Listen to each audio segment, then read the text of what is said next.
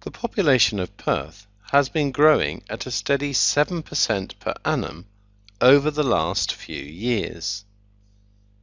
The estimated population in 2012 is 1,700,000.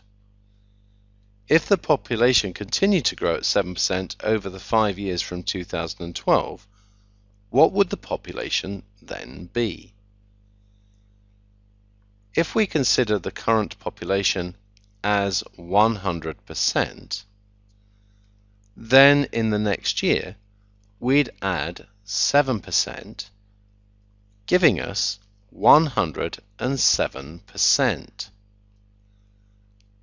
As a decimal, that's 1.07.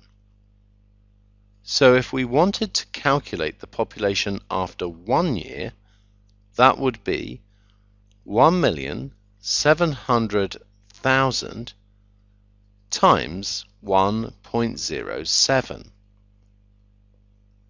Then to get the population at the end of 2 years, we'd multiply by 1.07 again. For the end of 3 years, we'd multiply by 1.07 again. 4 years, 1.07 again, and 5 years, 1.07 again. That's assuming, as we're told in the question, that we continue to grow at the same rate. We can write this more simply as 1,700,000 times 1.07 to the power 5. Let's look at the parts of this calculation. This is the original population.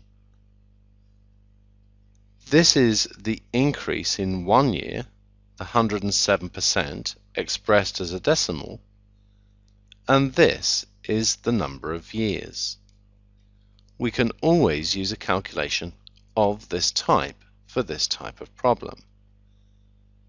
Calculating that gives me 2,3,843,37. So that's 2,384,337.942. Of course, the stuff behind the point makes little sense when we're dealing with numbers of people. So let's round up 2,384,338 to the nearest whole number.